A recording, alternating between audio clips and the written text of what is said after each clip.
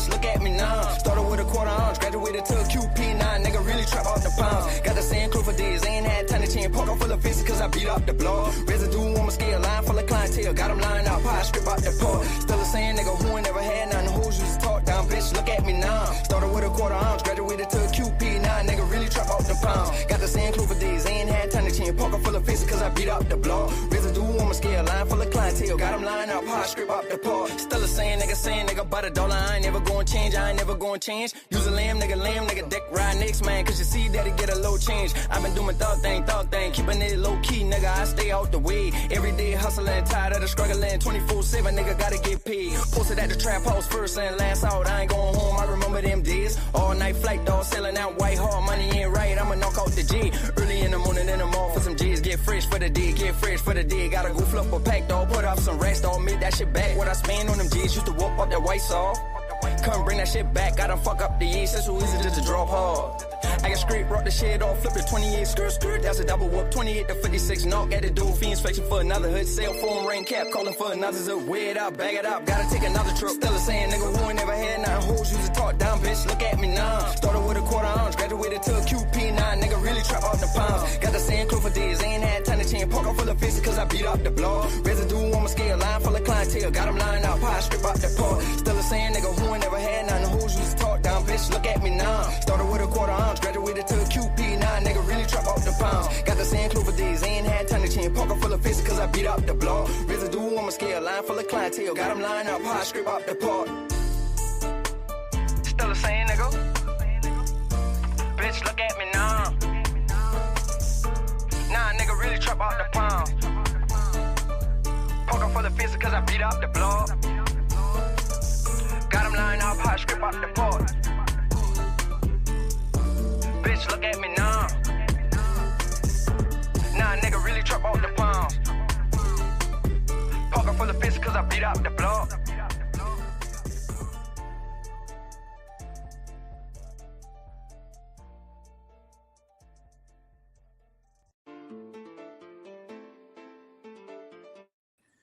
Hey, what's going on, everybody? Thank you all for tuning in.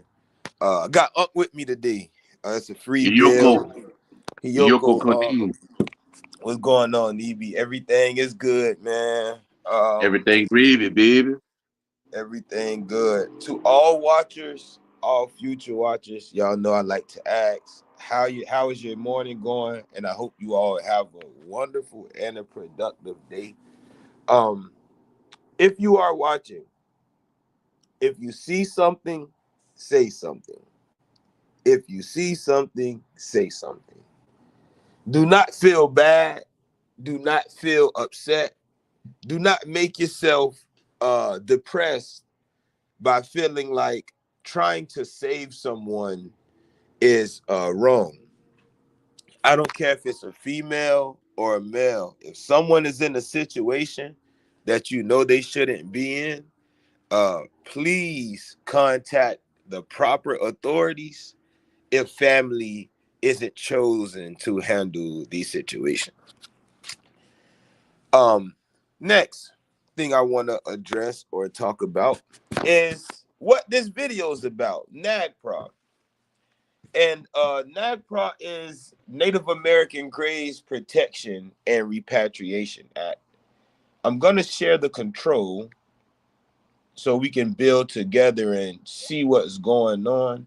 I'm not going to go too hard because I don't want any negative publicity around this when things have to be done right. So let me see if I can. So compliance.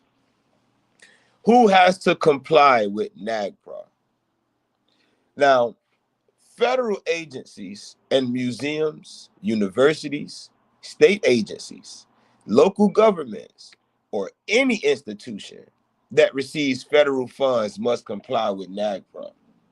So if you don't receive federal funds, then you technically don't have to comply. What must be done? Nagpra requires certain actions depending on where the Native American human remains and cultural items are located. Protection on federal or tribal lands. Federal agencies and the state of Hawaii, Indian tribes, and Native Hawaiian organizations must follow a process for discoveries or excavation of human remains or cultural items on federal or tribal lands. On private or state land, excavations or discoveries are governed first by local or state laws, but human remains or cultural items removed from private or state land must be subject to repatriation, depending on who has control of them. Peace, what's going on? Repatriation by museums and federal agencies. To facilitate repatriation, each museum and federal agency must complete an inventory of Native American human remains and associated funerary objects and a summary of other cultural items. A museum or federal agency must ensure that these requirements are met for any Native American human remains or cultural items under its control, regardless of where the holding or collection is physically located. Each museum and federal agency must identify, one or more representatives who are responsible for carrying out these requirements. What must be done? Museums and federal agencies must consult with lineal descendants, Indian tribes, and Native Hawaiian organizations. Evaluate requests for repatriation or claims for disposition of human remains or cultural items, and give public notice prior to disposition or repatriation. What if these tasks aren't completed? Criminal prosecution may result from selling or profiting from Native American remains or cultural items obtained in violation of Nagpra. Civil penalties may be assessed against a museum that fails to comply with the requirements of Nagpra. A committee review monitors and reviews implementation of Nagpra by museums and federal agencies. Grants are not rewarded to museums that are not complying with Nagpra.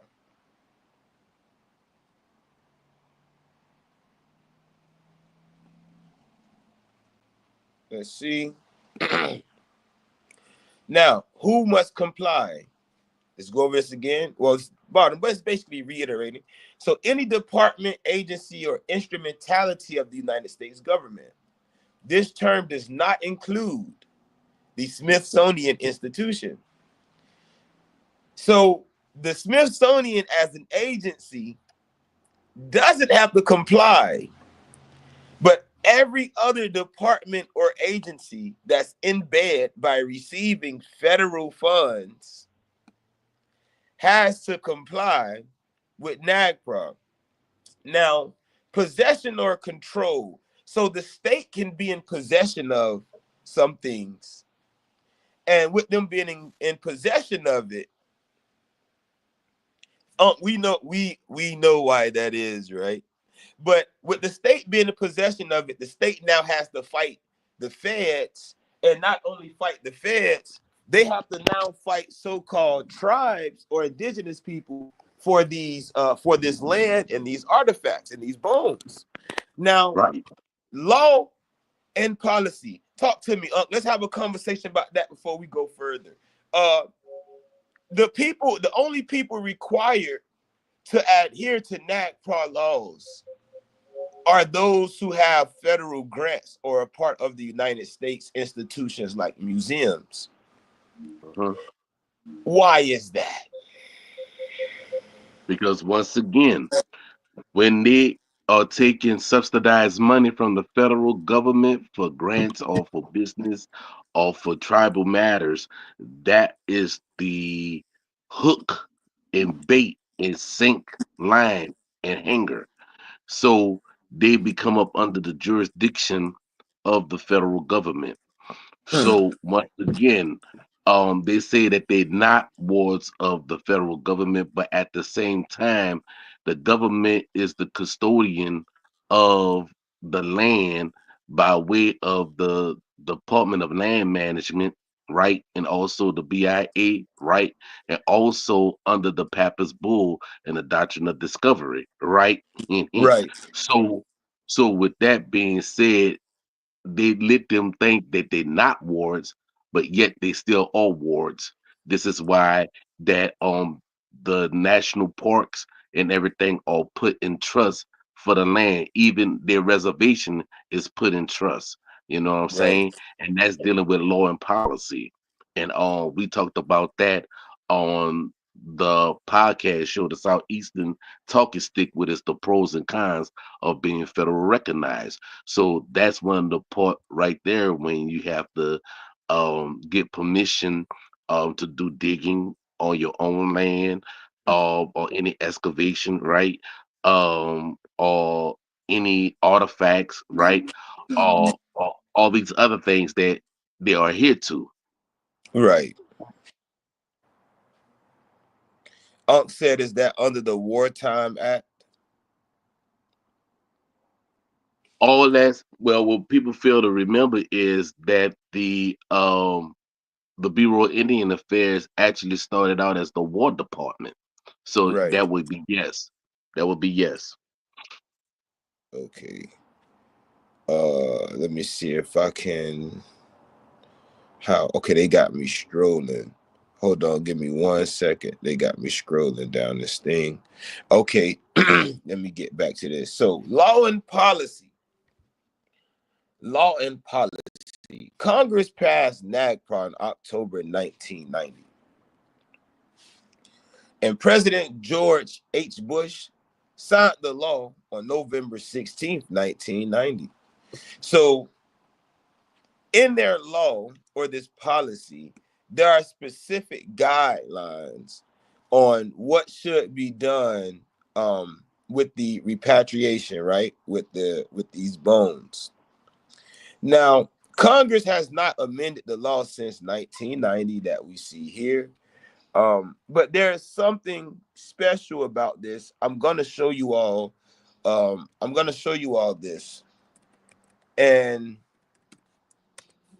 this is why things like studying the proper things and getting your head out your ass is important, because there's no point of wasting time talking about America as Egypt or focusing on, well, I'm copper colored, so I must be indigenous. It's bullshit when you have to fight stuff like this. The museum, do you hear what's going on? We just spoke about what? Museums that receive federal grants and federal funds have to comply with Nagpra. The museum at Kolomoki Mounds is undergoing operational changes to abide by the updated regulations of the Native American Graves Protection and Repatriation Act. There is not currently a museum experience offered at this time. However, ranger-led programs and guided tours of the site are offered frequently. Please call the park office for more information. So while the park is open, the land is open, the museum receives grants from the government, which means what? That the museum has to shut down because they have to return artifacts to the tribe that's supposed to be indigenous to this land. Right. Now, the tribe that's supposed to be indigenous to the Southeast are the Muskogee. And I've said this before. Unc and I had this conversation when he asked me to clarify what I was saying. This is what elders do. Elders don't just jump down your throat when you say some shit. They want to know if you can actually teach it properly. So Unc gave me the opportunity to teach this properly, and I'm going to teach it or show you all. When you read the invention of the Creek Nation, there is a clear separation between the original people of the Southeast and the people like Kawita and Koshita and these different tribal groups or these different clans, or because there are different bands of a nation. Now, when you open up the invention of the Creek Nation again, remember this is text, this is books, so we have to be cautious with how we take things. But the first 3 pages gives you everything that you need in order to go forward in this book. So derived from the Muskogee word avueta, to go, Kawita seems an apt label for a wandering people. As Creek oral traditions have it, before time began, the Kaweta's ancestors emerged from a hole in the ground somewhere to the west. After emerging from this sacred portal, which the Creeks called the mouth of the ground, these ancestors became eastward travelers, making a generations-long journey that eventually brought them to the banks of the Chattahoochee River, which divides the present-day states of Georgia and Alabama. In fact, as in legend, archaeological and documentary evidence supports the notion that the people who would one day be called Kawita had relocated to the Chattahoochee after a series of stops further west on the Tallapoosa and Coosa rivers. The Kawita, however, did not appear to have been the leaders of this eastward migration, but rather its followers. As it was told, the Kawitas were but one of several people who had anciently lived together in the West in territory that became so evil that they could find nothing pure in the world except the sun. Looking for a pure world in which to live, these people determined to travel eastward to find the place from whence the sun came. The first to find the sun were called Chickasaws. In honor of their advancement in finding it first, the Chickasaws in turn called the second body Coshitas, or those who see the sun.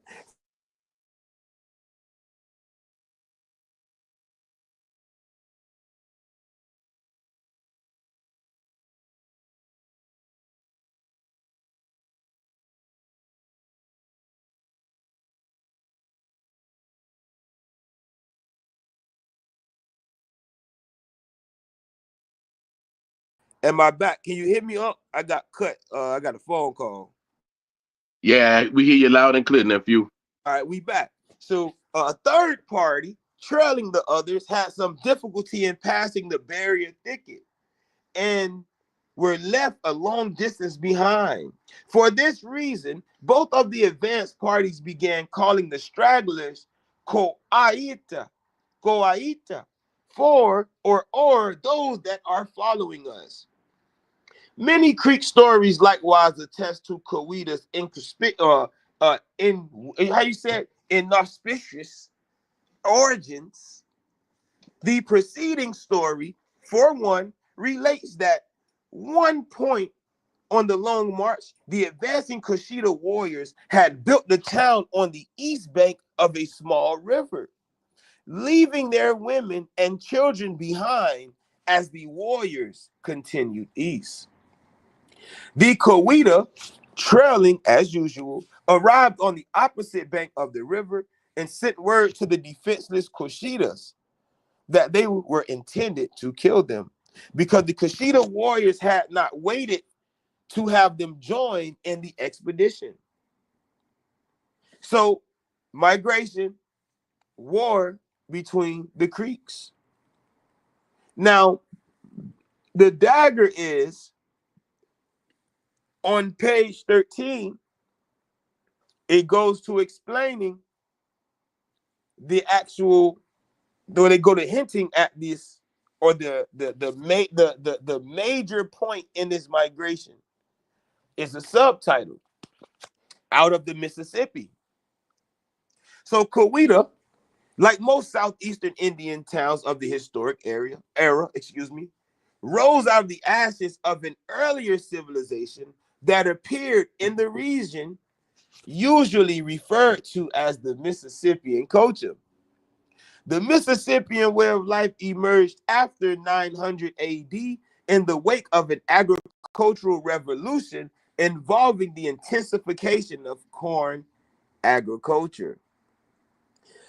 Essential to this concentration on corn agriculture was a corresponding period of global warming, known as the medieval optimum, 900 to 1350 AD, that led to longer growing seasons and greater agricultural productivity. Mississippian culture appeared to have evolved in the first, Mississippian culture appears to have evolved first in the Mississippi River Basin, most likely at the well-known site of Cahokia, Illinois.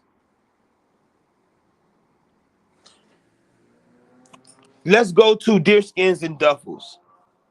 And in deerskins and duffels, I'm going to log in and borrow this. Let me see if I can share. In deerskins and duffels, this has to be about pay. This has to be at least it's going to be chapter 1 or chapter 2. It's either the opening of one of them. Peace. Hey, Auntie Hiyoko, greetings. Or salute properly, right?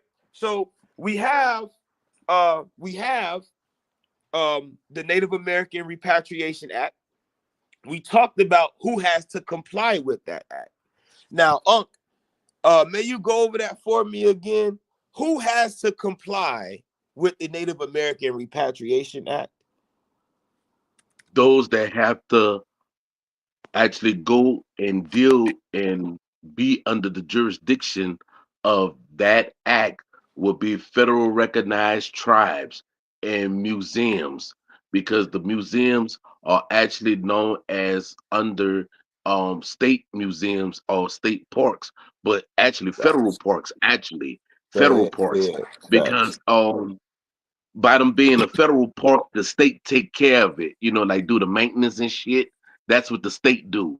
But it's federal because when there's a government shutdown, the museum shut down too, if you notice, right? So Facts. um that's amazing there because it falls under the guidelines, just like with the parks and recreation of the national parks, Yep. because those museums are under the national parks, you know. So they have to abide by that law and those regulations and guidelines and statutes and codes. Facts. They got in bed, sold their soul. So now we know who has to comply. We know exactly what it is. And we know who they're trying to give these things to. So one, we've just learned what? That the base groups that make up the Muskogee Confederacy are not from the Southeast. So they couldn't have, and it said 900 AD. Now, mind you, I called Kolomoki. Kolomoki is older than 900 AD. They've admitted that the mound is older than the Muskogee. So how could the Muskogee or anyone who isn't Wally, Yama, or Arawak have any claim to this? But we'll hold on for that. We're going to go to deerskins and duffels, and we're going to attach what we read in the invention of the Creek Nation we're going to put them together. So trade partners, let me hit some water real quick. Let me tap the water. Hold on, mouth getting a little dry.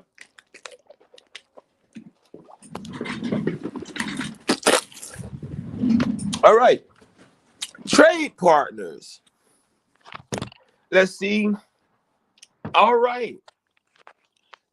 The generally accepted view on the matter, promulgated by the historian Verner Crane, relates that the Chattahoochee River Muskogees had kinspeople living along the Ochessie Creek, a branch of the Ocmulgee River. The Ochessie Creek was a main line of defense for the Carolina colony and the first stopover between the Savannah and the Chattahoochee Rivers. For the South Carolinians, the Indians living along Ochessie Creek and their Western relatives were of supreme importance.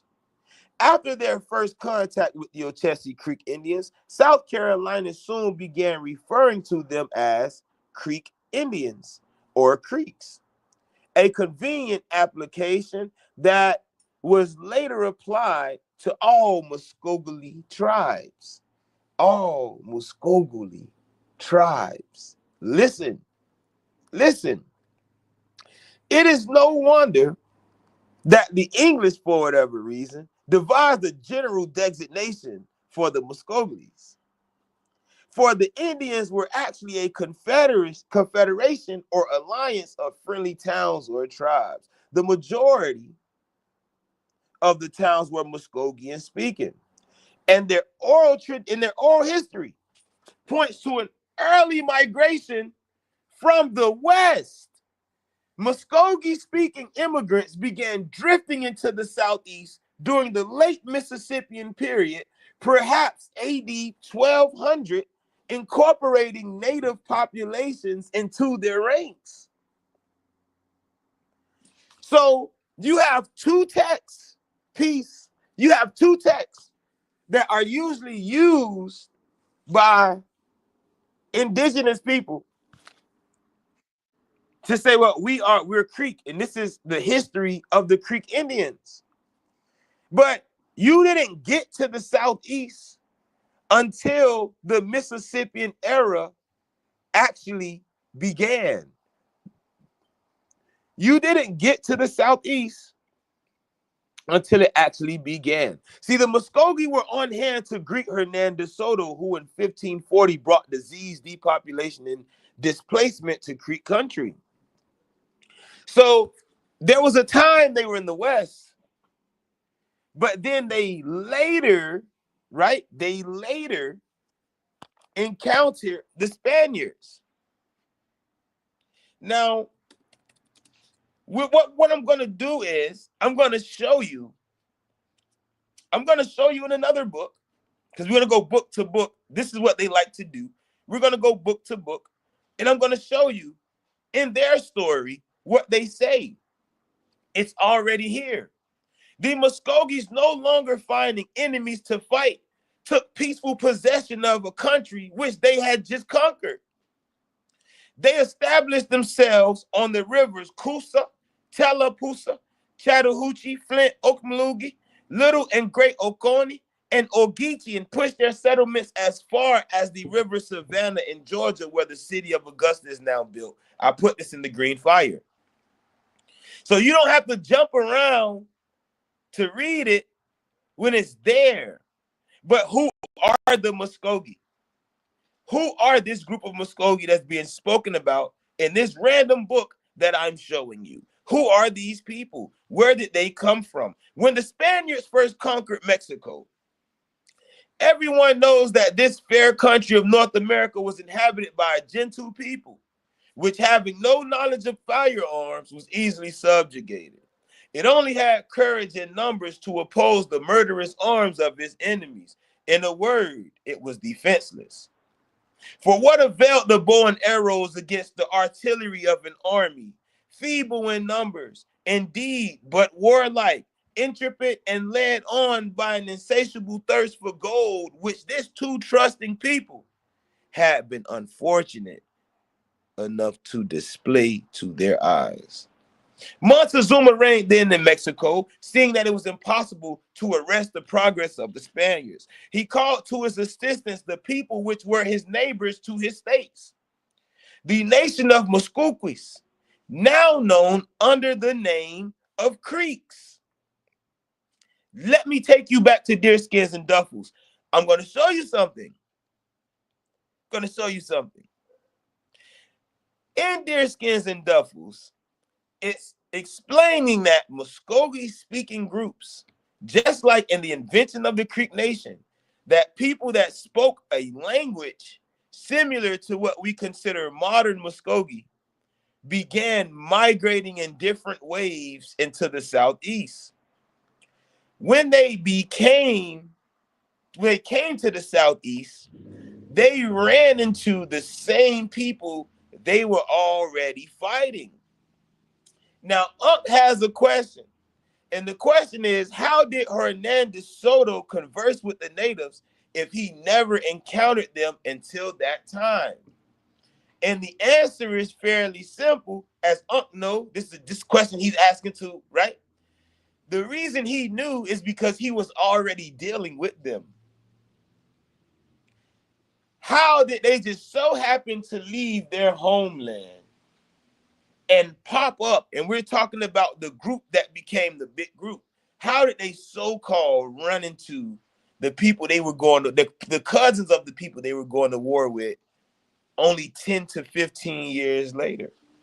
See, the thing is, as will be found, let me see if I can pull up Facebook. Let me see if I can find Facebook.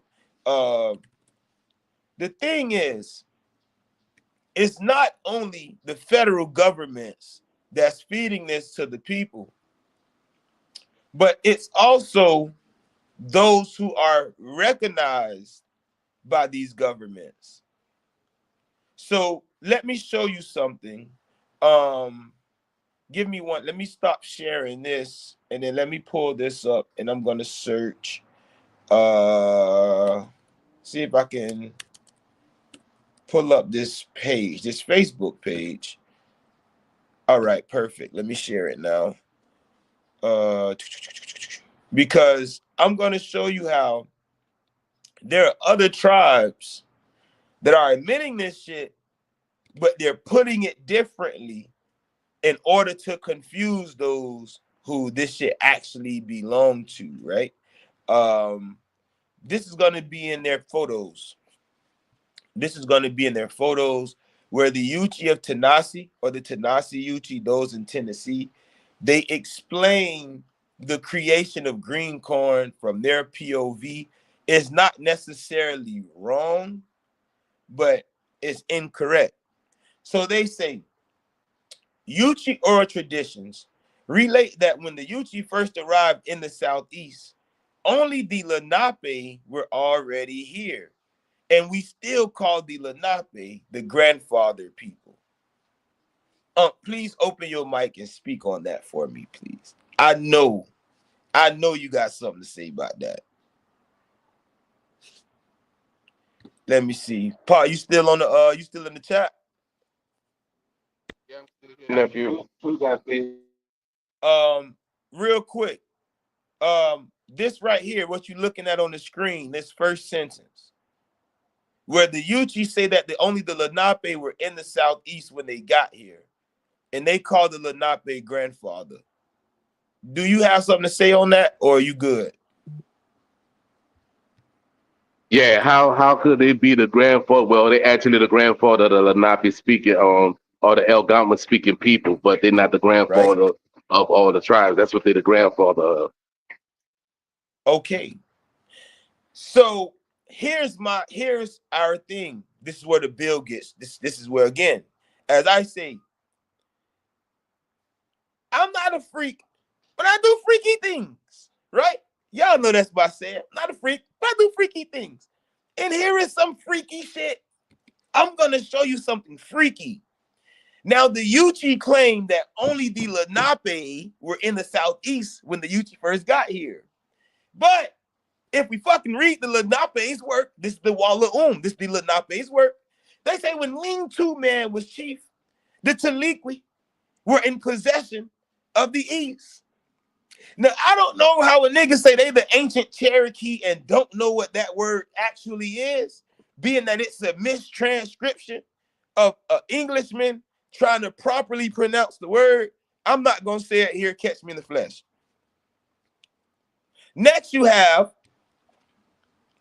the Teligui, talking about the East Teligui. Okay, small circles dealing with the Teligui, right? When some infiltrated into the East, where the Teligui were, some were killed. We're talking about war. It's war. Let's say, in right-minded indignation, all said, let us despoil you, let us destroy. The Iroquois, their northern friends, then arrived and all was explained to them. It was while Longbread was chief that they went along the road and on the river to the other side of the water. That was good, for they killed many there in Taliga country. So here again, we showed the Muskogee, we showed the Yuchi, and we showed the Lenape. But all of these groups are lying about what actually happened. But the Lenape actually told a truth. They weren't the oldest people over here because they encountered a people that were already in the East. So this first sentence is wrong. It's incorrect. The reason they say the Lenape were first is because they were subdued by the Lenape, which made the Lenape bigger than them. To the point, they say, after a time, there came the Siouan people, followed then by the Shawnee. After another time, came the Creek peoples in many waves. Finally, many years later, came the Cherokee down from the north. As each people came here, they decided to become brothers rather than make war. And they all became a part of the Totaniwano Yadaha, brothers of the pipe. Now, here's the thing about this. And they celebrated green corn, right? But here's the thing. They say after time, there came the Siouan people. But the Siouan were already also in the southeast. They're the oldest people. They're older than the Yuchi. But then they say followed by the Shawnee, which is backwards. What do you mean backwards, Wale Origins? Why does it have to be backwards? And I'm going to show you why it's backwards. I'm going to show you why it's backwards. See, this is documented, but it's not just documented amongst the tribes. These Europeans documented the shit too. So Yuchi, dispute amongst the Yuchi, Chickasaw, and Shawnee. So the Yuchi flipped the story, and we're going to find out what happened when they flipped the story. The Yuchi and the Shawnee and the Chickasaws came together, and they were having a dispute. The Chickasaws said they were first on earth. The Shawnee claimed to have been the first on earth. The Yuchi were the first on earth, but they were backward. Only the Shawnee put themselves forward. Listen. They said to the Chickasaws, if you were the first on earth, what did you do? They answered that they broke a grass blade, and the Shawnee said that they had broken the cedar twig. When they brought the grass that they had broken, it had just began to fade. But when the Shawnee brought the cedar that had broken, it was already dead. The Yuchi had broken the cedar twig, but the Shawnee acted as if though they had done it. It is told. But the Chickasaw would not give up yet. They kept on arguing. When they claimed that they were first on earth, the Shawnee said, well then, if you were first on earth, shoot at the sun and we shall see what happens. The shadow of the sun was in the water. Right there they shot at it. When they shot, the sun's blood was only yellow, muddy water.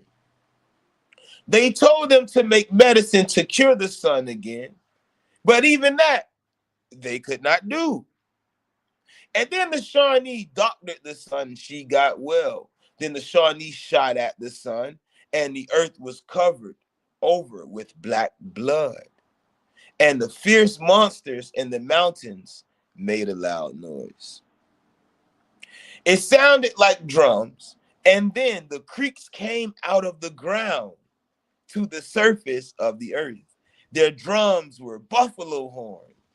They were shouting everywhere. Now too many were coming out of the ground, And then they doctored the sun, she brightened again, and people ceased coming forth from the ground. The Yuchi have done all these things, but the Shawnee always made their name lead. And so only their name appeared in the story. Let's talk about this. So the Yuchi, they claim that they were the oldest, while also claiming that what? That what? The Lenape were the only ones here. So their claim of the oldest is already negated by saying that the Lenape were older. That's number one. Let's go back to it. Right. Right. Number two, the Chickasaw say they were first on earth. The Shawnee claimed to be first. The Yuchi were first on earth, but they were backwards. How is it that the Chickasaw, they still were the first because they come from a land where they were first? The Yuchi migrated to the land where they again admit there were other people here. Now, here's the question. How could it only have been the Lenape when the Lenape again admits the existence of other people? Not only that, we then go back and show that what? The Creeks or the Muskogee came in many waves during Right. the not the initiation, but when the green corn ceremony was already moving, shit was already jumping. So now we go back to the Native American Graves Repatriation Act. And we have to ask ourselves, if federal agencies, museums, universities, state agencies, local governments, or any institution that receives federal funds must comply with Nagpra, and we've read about the tribes who are federal agencies and receive federal funds, but they didn't actually build the mounds that they're claiming to have built. But the federal government, in compliance with laws that they have created, the federal government complying or having other people comply with laws that the feds have created, are now sending back bones and artifacts to a people they don't even belong. The Muskogee are receiving artifacts of a culture that's thousands of years older than their fucking migration. Right. So you know what that is, nephew? I think they really trying to hide the fact that the original people of this land had Negro phenotypes. Facts. The fact that they know these was niggas. The feds can't just destroy them. They don't want to. They have to send them to the west, to Oklahoma, for them to be destroyed and hidden. So who's gonna fight? Who's gonna stand up and say, wait, they destroying the mounds and sending shit to Oklahoma when it don't belong? So Wikipedia, let's go to Wiki, right? So the 8 visible mounds that they're talking about say they were built between so-called 250 to 950 AD. This is before the Muskogee migration. This is before the Hichiti migration. This is before the Chickasaw migration.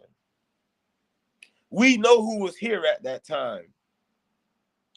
But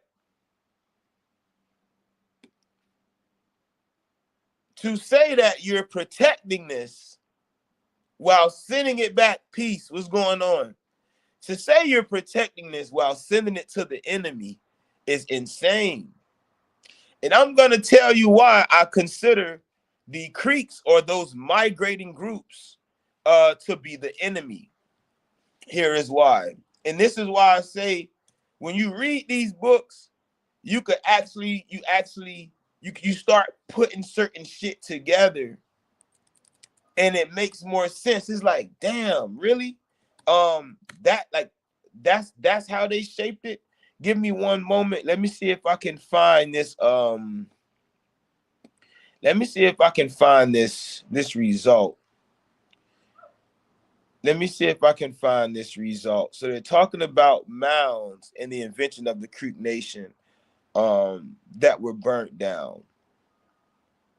If I can find it, they mentioned that when the Muskogee were migrating through, that they were burning down towns like Kolomoki. So when I called, because I had a question, right? And I asked, well, how could artifacts that don't belong to the Muskogee be sent to them? And the person I talked to, I'm not going to say their name, and because I want to protect what they're doing. They laughed and said, Lanier, you know, I asked myself the same thing. Our mounds are about 1,800 years old. The Muskogee still was in Mexico. They still in Mexico. So that's it for me. I've showed everything. We can free build if anybody have any questions. We can do a free build about grave repatriation, about artifact repatriation, and all of that, how that works. Again, who needs to comply, who doesn't have to comply. We could talk about the law, right? Went over the law or enforcement, right? Or enforcement of the law. So all of these is crackers. This nigga's a dark-skinned Caucasian. You're working for them people to take people shit.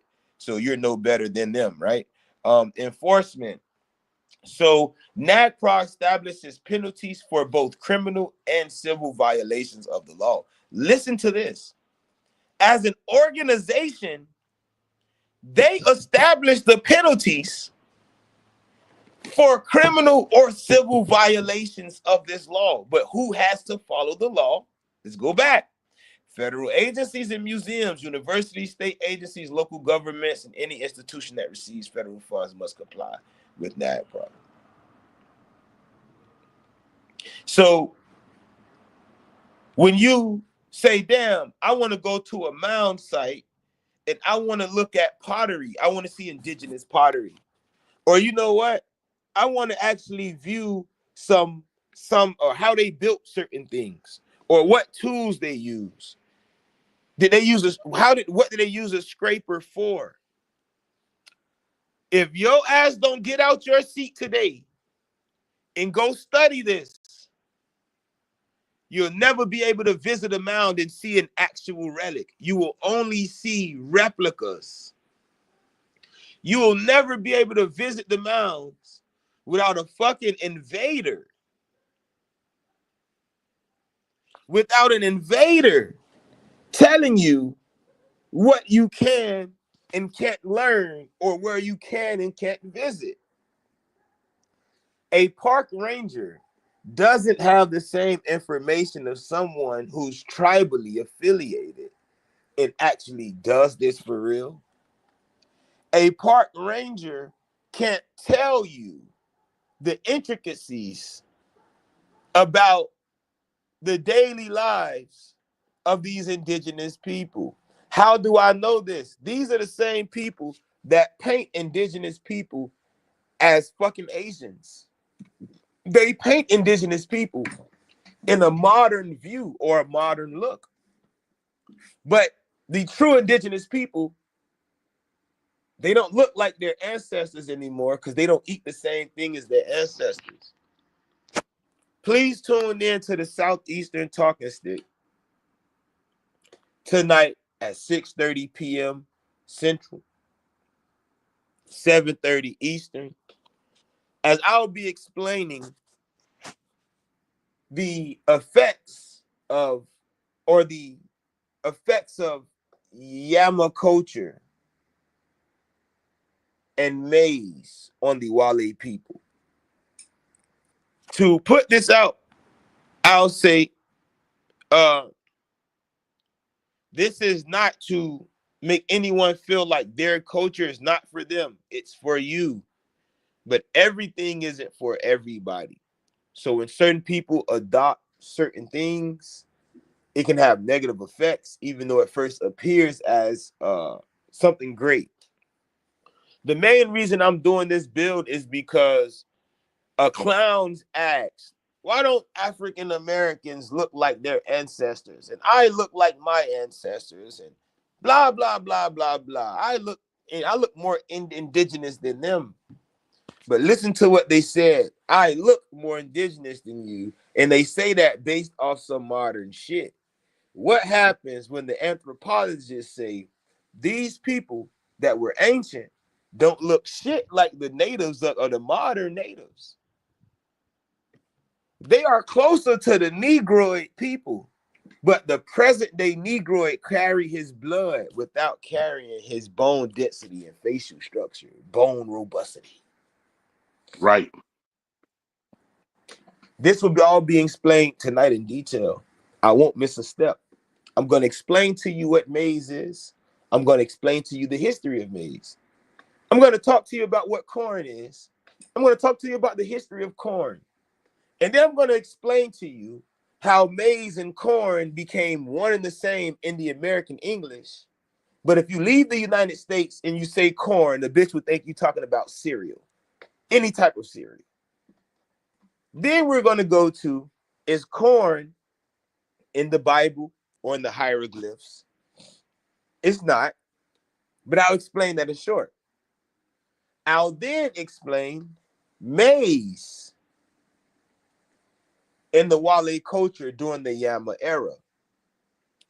I will then show you bullet points and actual anthropology work. I'm going to actually pull out the actual books that I did chapter 5 on, because I did chapter 5 based off of anthropology or anthropological study, right?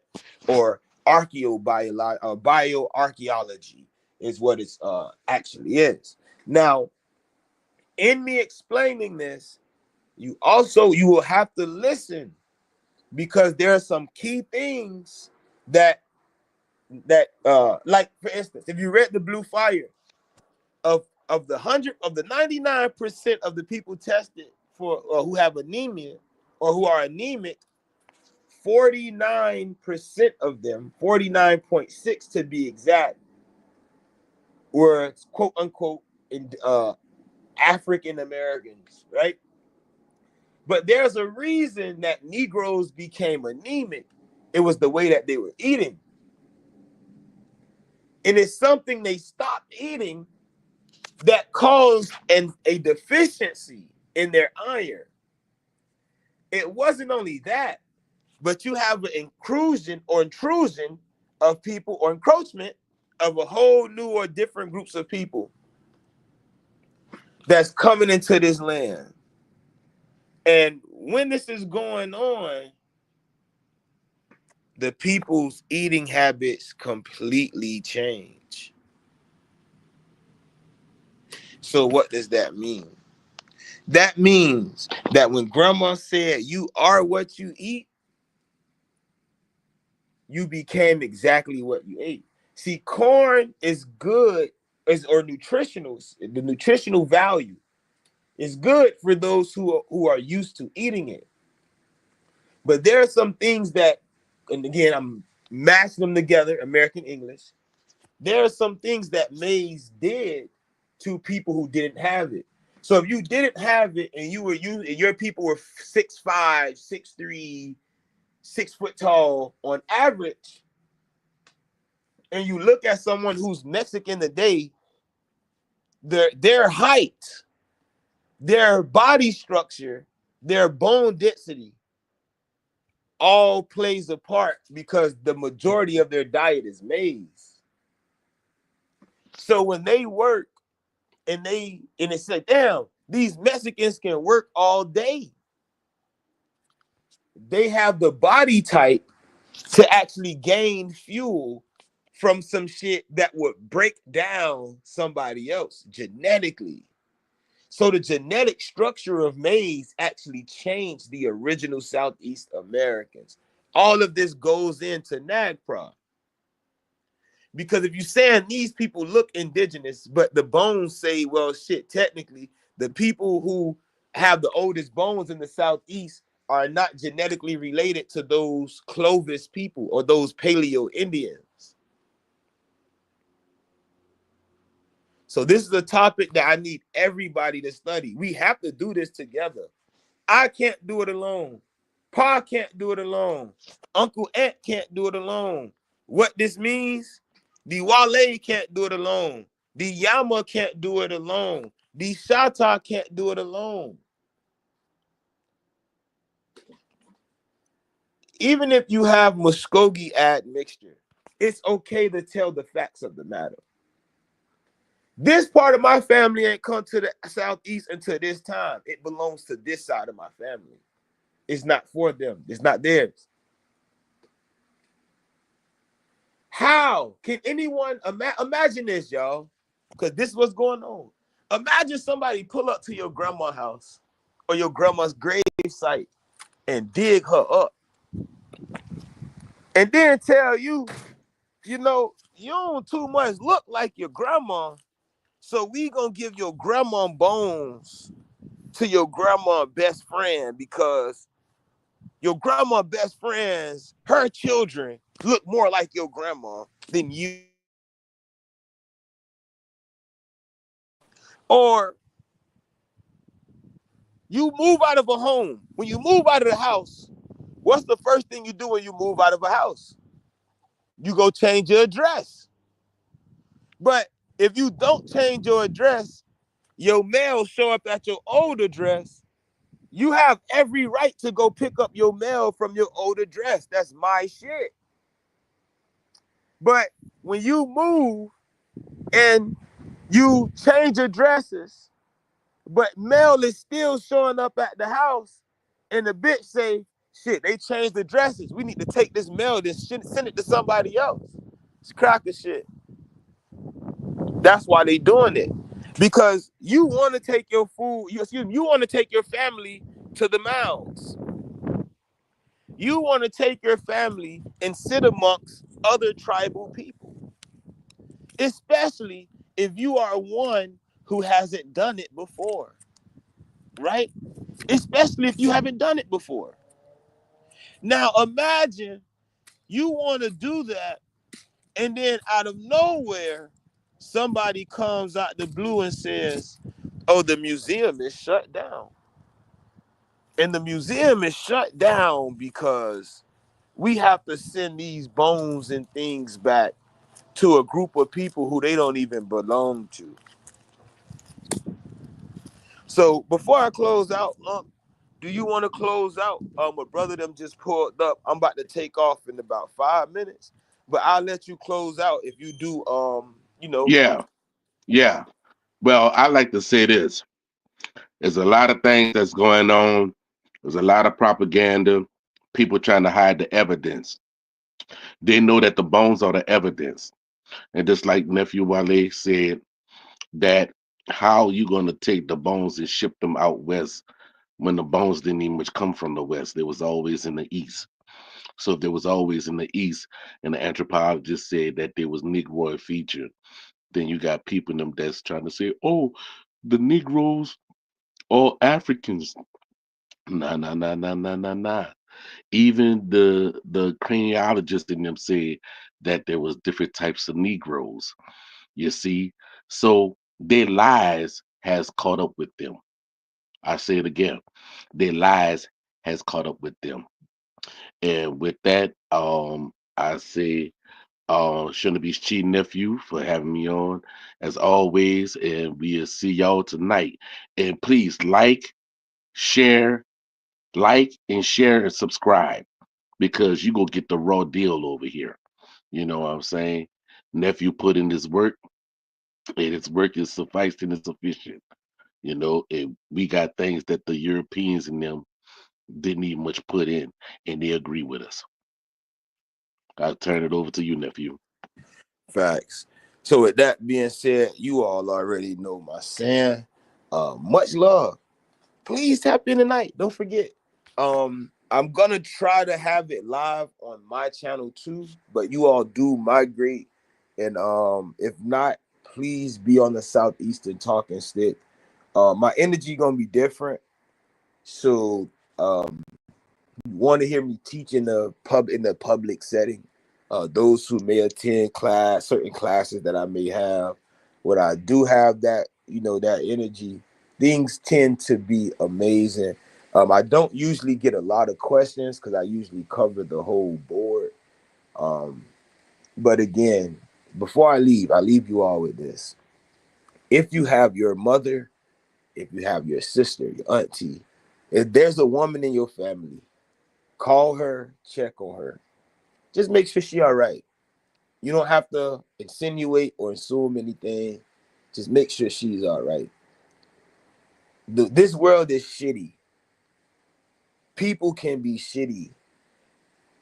We have to make sure that we protect ours, even if they don't want to protect themselves. Some people think protecting themselves is keeping themselves away from family because they don't want family involved in their business.